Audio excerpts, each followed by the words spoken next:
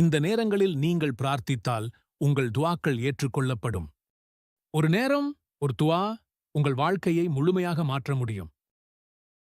நபி ஸல்லல்லாஹு அலைஹி வஸல்லம் அவர்கள் கூறினார்கள், ஒவ்வொரு இரவும் இரவின் 1/3 நேரம் இருக்கும்பொழுது நம்முடைய இறைவன் மிகக் குறைந்த வானத்திற்கு இறங்கி, நான் அவருக்கு பதிலளிக்கும்படி என்னை அழைப்பவர் யார்?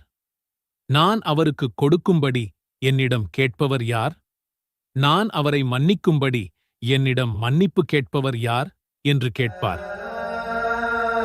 நபி ஸல்லல்லாஹு அலைஹி வஸல்லம் அவர்கள் கூறினார்கள், அதானுக்கும் இகாமத்துக்கும் இடையில் கேட்கப்படும் ஒரு துஆ நிராகரிக்கப்படாது. நபி ஸல்லல்லாஹு அலைஹி வஸல்லம் அவர்கள் கூறினார்கள், ஒரு அடியான் தன் இறைவனிடம் மிக நெருக்கமாகச் செல்வது அவன் சஜ்தா செய்யும்போதுதான். எனவே அதிகமாக துஆ செய்யுங்கள். நபி ஸல்லல்லாஹு அலைஹி வஸல்லம் அவர்கள் கூறினார்கள், வெள்ளிக்கிழமை ஒரு நேரம் இருக்கிறது.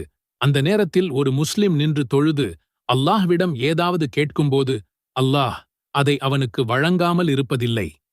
நபி ஸல்லல்லாஹு அலைஹி வஸல்லம் அவர்கள் கூறினார்கள், அதான் சொல்லப்படும் போதும் மழை பெய்யும் போதும் உங்கள் பிரார்த்தனைகளுக்கு பதிலைத் தேடுங்கள். நபி ஸல்லல்லாஹு அலைஹி வஸல்லம் அவர்கள் கூறினார்கள், நோன்பாளி தனது நோன்பை முடிக்கும்போது செய்யும் பிரார்த்தனைகள் நிராகரிக்கப்படுவதில்லை. நபி ஸல்லல்லாஹு அலைஹி வஸல்லம் அவர்கள் கூறினார்கள், சிறந்த பிரார்த்தனை துஆ அரஃபா நாளில் செய்யும் பிரார்த்தனையாகும். நபி ஸல்லல்லாஹு அலைஹி வஸல்லம் அவர்கள் கூறினார்கள், ஒடுக்கப்பட்டவர்களின் பிரார்த்தனையைப் பற்றி எச்சரிக்கையாக இருங்கள், ஏனென்றால் அதற்கும் அல்லாஹ்வுக்கும் இடையில் எந்த தடையும் இல்லை. நபி ஸல்லல்லாஹு அலைஹி வஸல்லம் அவர்கள் கூறினார்கள், நீங்கள் நோயாளிகளை பார்க்கும்போது அவர்கள் மீது நன்மையை சொல்லுங்கள், ஏனென்றால் உங்கள் பிரார்த்தனைகள் பதிலளிக்கப்படுகின்றன. நபி ஸல்லல்லாஹு அலைஹி வஸல்லம் அவர்கள் ஒவ்வொரு கடமையான தொழுகைக்குப் பிறகும் திக்ர் மற்றும் துஆக்களைச் செய்ததாக கூறப்படுகிறது. துஆ என்பது வழிபாட்டின் சாராம்சம். மேலும் அல்லாஹ் குறிப்பிட்ட நேரங்களில் நமது பிரார்த்தனைகள் ஏற்றுக்கொள்ளப்படுவதற்காக கருணையின் கதவுகளை திறந்திருக்கிறான்.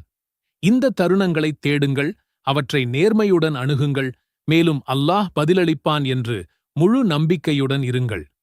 உங்கள் இறைவன் என்னை அழைக்கவும், நான் உங்களுக்கு பதிலளிப்பேன் என்று கூறுகிறான். அல்லாஹ் நமது அனைத்து துஆக்களையும் ஏற்றுக்கொண்டு பதிலளிப்பானாக. ஆமீன்.